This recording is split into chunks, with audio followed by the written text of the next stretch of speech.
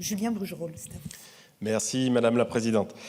Madame la Ministre, l'accès de tous les Français au très haut débit, à la fibre optique, est un enjeu essentiel d'aménagement du territoire et d'égalité.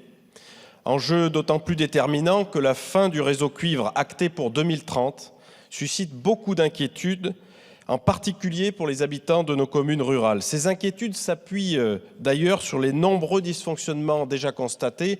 Je pense notamment à ma circonscription du Livradois-Forez-Limagne dans le Puy-de-Dôme. Outre les retards pris dans le déploiement, les infrastructures sont régulièrement sous-dimensionnées. Le nombre de prises de fibre optique mises à disposition est par exemple souvent inférieur aux besoins actuels, conduisant certains techniciens à débrancher des lignes existantes au profit de nouveaux abonnés. Dans certains cas, l'absence d'anticipation du raccordement des futures constructions laisse aussi présager de graves difficultés à l'avenir.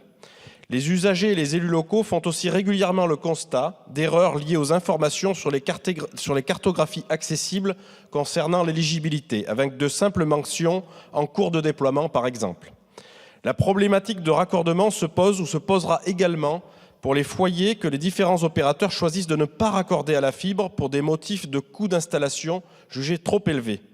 Il leur est proposé soit un abonnement via les réseaux mobiles, souvent inexistants dans les zones reculées, soit un abonnement par satellite avec des contrats qui seront de toute façon plus onéreux.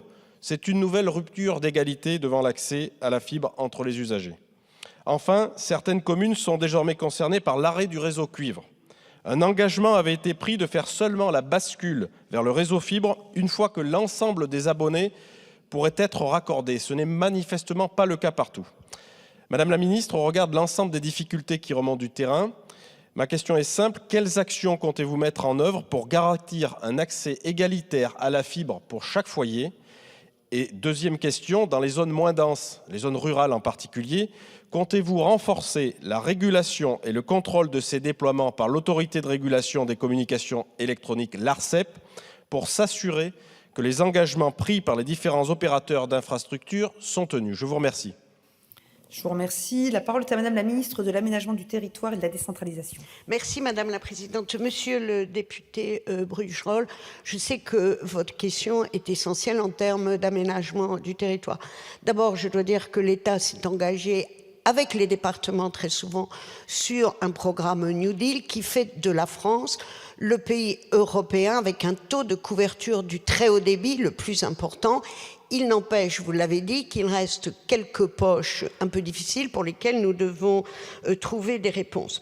Ce que l'on peut dire, c'est qu'à la fin de cette année, près de 95% des foyers et entreprises françaises seront éligibles à la fibre optique et surtout, la couverture fibre dans les territoires ruraux a quasiment rattrapé le taux des territoires urbains parce que nous sommes à 94% à mi-2025 et on a là le fruit d'une excellente coopération entre l'État et les collectivités. Toutefois, il y a, vous l'avez évoqué, 3 défis à relever. Achever les déploiements dans tous les territoires jusqu'au dernier kilomètre, et c'est la partie la plus longue et la plus difficile. Dans les territoires ruraux, quasiment tous auront achevé leur déploiement fin 2025 ou début 2026, à quelques exceptions près, et notamment, je parle de Mayotte, des territoires d'outre-mer où il y a eu des circonstances particulières à la suite de la catastrophe Chido, mais je pense aussi à la Martinique, la Haute-Savoie, l'Ardèche et la Drôme, et le territoire de l'ex-région Auvergne. L'ANCT apporte un appui renforcé à ces territoires. Deuxième question, c'est assurer la pérennité des réseaux sur le long terme. Et l'ARCEP est très attentif à tout ça. Il y a une publication qui date de septembre 2025.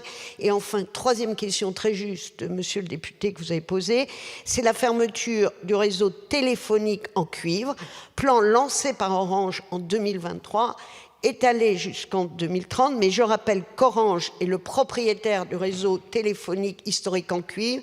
C'est donc Orange qui est responsable du pilotage et de la mise en œuvre de ce plan de fermeture, mais le gouvernement est très attentif à son bon déroulement et la fermeture ne peut intervenir que quand une autre solution a été proposée, et je veillerai particulièrement à me renseigner sur ce qui se passe dans votre département, monsieur le député.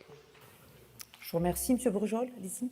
Je vous remercie pour votre réponse, Madame la Ministre, mais on est devant une telle complexité des opérateurs devant le déploiement de la fibre en particulier dans les zones sous-denses, qui a véritablement besoin d'un engagement majeur de l'ARCEP pour vérifier les conditions de ce déploiement. Je rappelle que dans les zones moins denses, on a à la fois des zones d'initiative privée, les zones AMI sur le déploiement, des zones dites AMEL, appel à manifestation d'engagement locaux, des zones moins denses d'initiative publique. Bref, tout ça se chevauche avec des engagements qui sont pas forcément respectés. Et il y a besoin véritablement que l'ARCEP intervienne en termes de contrôle sur le déploiement. Et puis bien sûr, le vœu pieux, c'est qu'on ait sur la fibre optique, comme on l'avait sur le réseau cuivre, un véritable service universel qui permettra de conforter les engagements et la qualité du réseau dans l'avenir. Vous l'avez évoqué tout à l'heure. Je vous remercie. Je vous remercie. Question de Madame